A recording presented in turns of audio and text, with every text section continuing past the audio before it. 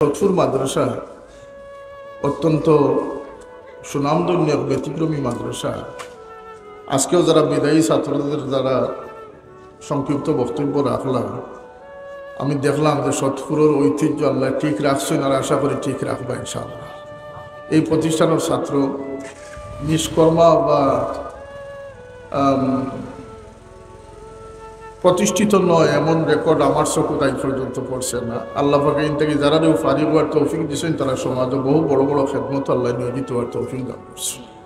আল্লাহ এই সিলসিলাটারে কায়েম রাখতা, বাকি রাখতা সবে হয়ে আমিন।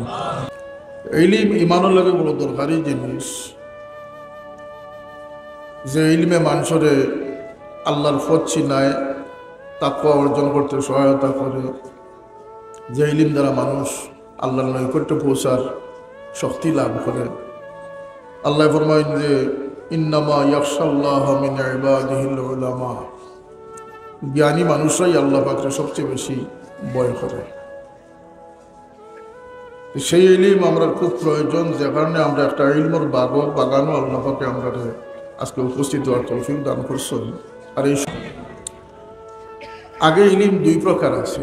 আল্লাহ কোরআনে ফরমাইছেন ওয়াহাদাইনাহুন নাজদাইন, দুই পথে মানুষের পরিচালনা করে। কেন যে আসমানি ওয়াহি আল্লাহর পক্ষ থেকে যে ইলম আইছে, সেই ইলমের মোকাবিলাত আছিল শয়তানের ইলম। যেদিন থেকে আদম আলাইহিস সালামের দায়িত্ব শুরু হয়েছে, সেদিন থেকে শয়তানেও তার মিশন শুরু করছে। প্রত্যেক নবী আল্লাহর ইলমের ওহিরে ইলিম দান করে গেছেন, আর পাশাপাশি শয়তানে মানুষের গুমরাহির ইলিম দিতে যাচ্ছে। এটা অব্যাহত থাকবো কিয়ামত পর্যন্ত। এখন আবার অন্যান্য পথও কিছু বাড়িয়ে গেছে। এখন আর দুই পথে মানুষ পরিচালিত অনেক পথ হয়ে গেছে। জাহিল হলোর এক পথ হয়ে গেছে, বন্ড হলো তারা নিজস্ব আরো পরিভাষা হয়ে গেছে, গাজুড়ি হলোর তো তারা নিজস্ব আরো পরিভাষা হয়ে গেছে। এখন খালি শয়তানও আমরা লাগি যে চিহ্নিত করে রাখতে হইব, শয়তানের মোকাবিলা করতে হইব ইলা নাই, বহু মানুষ শয়তান রূপী আছে, তারারও মোকাবিলা আমরা করতে হইব। এমনকি দেখোগা খারিজি ওহাবি যারা, তারারও আমরা সতর্কতা অবলম্বন করতাম, তারার থেকে আমরা বাঁচিয়ে থাকতাম। এরা ওই সমস্ত মানুষ যারা আল্লাহ নবীর মা বাপরে দুদক দিতেও চায়,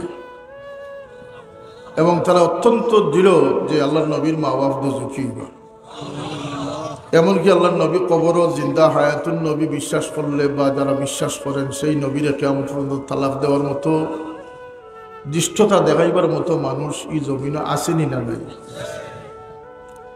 ই এক দল, খারিজি দল। আল্লাহ নবী ফরমান এরাই লাগে জাহান্নামের কুত্তা, এরা জেরখানা বাইবা কাতল করতে। আল্লাহ নবীর হুকুম উঠে। আর পক্ষ দেখো যারা কয় যে আল্লাহ মোহাম্মদ সাল্লাল্লাহু আলাইহি ওয়াসাল্লাম সব কিছু দিয়া তাইন খালি হয়ে গেছে, তাই হয়ে গেছে, আর মোহাম্মদুর রাসূলুল্লাহ সাল্লাল্লাহু আলাইহি ওয়াসাল্লাম সব কিছু খাজা সাহেবরে দিয়ে মোহাম্মদুর রাসূলুল্লাহর পাওয়ার শেষ হয়ে গেছে।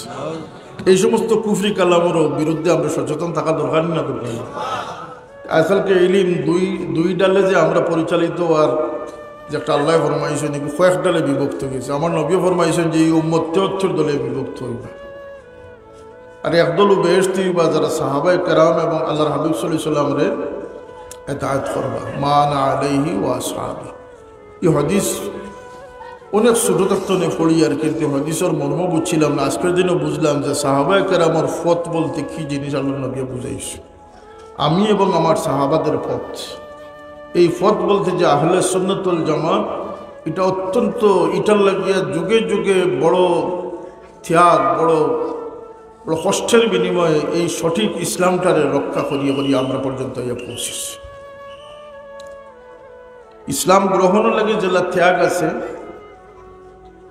ইসলামরে রক্ষা করবার লাগে ওভাবে ত্যাগ আছে। যত আইম্মায়ে কেরাম, সালফে সালেহিন, মুস্তাহিদিন যারা দুনিয়া থেকে বিদায় হয়েছেন, কেউ নির্বিঘ্নে দুনিয়া থেকে বিদায় হয়েছেন। এমনকি ইমাম বুখারী রহমতুল্লাহ আলাইহির মতো ইমামুল হাদিস, ইমামুল মুহাদ্দিসিন, তাই নয় দুনিয়ার থাকিয়া বেশ বিব্রতকর অবস্থায় আল্লাহর কাছে সাইয়া দুনিয়ার থেকে বিদায় হয়ে গেছে। এটা ঘটনা যারা কামিল পড়ছেন তারা জানেন যে ইমাম বুখারী রহমতুল্লাহ আলাইহি বুখারা ছাড়িয়া একটা জনপদ ছাড়িয়া একটা গ্রামে তশরিফ নিয়েছিলেন। কারণ সেই সময়ের যে বাদশাহ আসলা, সেই বাদশাহ তাদের নির্দেশ করছিল যে আপনি যে বুখারী শরীফ পড়াইনি এটা দুনিয়ার যেভাবে সমৃদ্ধ হয়েছে আমার ছেলেরা এই জ্ঞান দিতে চাই, কিন্তু আমার ছেলে আপনার শাগিরদের সাথে গিয়া বসিয়ে যদি হদিস পড়াইতে এটা আমার বাসায় লাগিয়া ইজ্জত হানির কারণে। আর ইমাম বুখারী রহমতুল্লাহ ফরমাইছিল যে আমার 90,000 ছাত্রের সাথে যদি আপনার ছেলে যদি ছাত্র হইতে পারে তাহলে তার জন্য আল্লাহ নবীর এই হাদিসগুলা হয়তো গ্রহণ করা সম্ভব হইতে পারে। যে কারণে রুশানুল্লাহ করিয়া তাই আল্লাহর কাছে দোয়া করিয়া অন্যত্র গিয়ে তার ইন্তেকাল হয়েছে। ইমাম আবু হানিফা রহমতুল্লাহ আলাইহি অন্ধকার প্রকোষ্ঠর ভিতরে তাঁরে 20 পানে শহীদ করে রয়েছে। এটা ঘটনা আমরা জানা আছে। ইমাম আহমদ ইবনে হাম্বল রহমতুল্লাহ আলাইহি বেত্রাঘাতের পর বেত্রাঘাত শরীরে জর্জরিত করা হয়েছে, এগুলো আমরা জানি। এগুলো দিনের পাহারাদার, এগুলা দিনের পাহারাদার। এরা নিজরে কুরবান করছেন কিন্তু ইসলামরে ক্ষতিগ্রস্ত হতে দেন নাই। ঠিক এইভাবে ইমাম মালিক রহমতুল্লাহ আলাইহি, মুজাদ্দিদ আল-ফাসানি রহমতুল্লাহ আলাইহি, সৈয়দ আহমদ বেল্লভী রহমতুল্লাহ আলাইহি, যুগে যুগে কুরবানির ইতিহাস ইসলামের ইতিহাসে সংযোজিত আছে। এর আগে সাহাবায়ে কেরামে যখন ইসলাম কবুল করছেন তখনও বহুত কুরবানি করছে। এক সাহাবি যাইন বেড়ার সামলা শরীর বান্দি আল্লাহ নবীর সামনে উপস্থিত হয়েছে, বেড়ার চামড়া। আর হুজুর পাক সাল্লাল্লাহু আলাইহি ওয়াসাল্লাম যখন দেখছেন যে তান ফরনো ই বেড়ার চামড়া তান শরীর লাগায়, কোনো খাফড় নাই, অত্যন্ত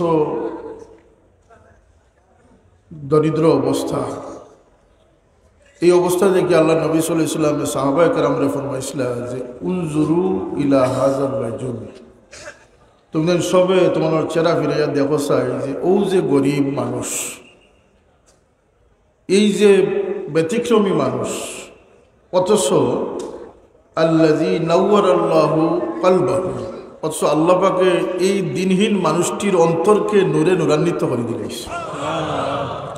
আল্লাহ নবী ফরমায়েন যে আমি তার মা বাবার কাছে থাকা অবস্থায় দেখছি, যাইন বড় আদরের দুলাল আসলা, বড় প্রিয় ছেলে আসলা, অত্যন্ত ভালো ভালো খাবার এবং ভালো ভালো পোশাক তার মা বাবায় তানলে দিতা, কিন্তু ইসলামের কুরবানির কারণে তানলে আজকে এই চামড়ার পোশাক পরিধানের পর্যায়ে নিয়ে আসছে। এই ধরনের সাহাবায়ে কেরামের মধ্যে আরো সাহাবী হযরত প্রথমে নাম আছিল আব্দুল উজ্জা, যাইন টান পরিবার থাকিয়া অনুমতি না পাওয়ার কারণে, আল্লাহর হাবিবর দরবারে পৌঁছতে অনুমতি না পাওয়ার কারণে তারা বাড়ি থেকে তাদের যখন বঞ্চিত করছে তাই রাজি হয়েছেন, গড় থেকে বঞ্চিত করছে তাই রাজি হয়েছেন। শেষে তাদের বাধ্য করছে যে তুমি তোমার পরনের পোশাকও রাখিয়া যাইতে হইব, যদি তুমি নবীর আশ্রয়ে যাও তাহলে তোমার পোশাক রাখিয়া যাইতে হইব। এই 15-16 বছরের নওজোয়ান সাহাবিয়া তার পোশাক রাখিয়া উলঙ্গ অবস্থায় গড় থেকে আল্লাহর হাবিবর দিকে, এরকম ত্যাগ সাহাবায়ে কেরামের আছে।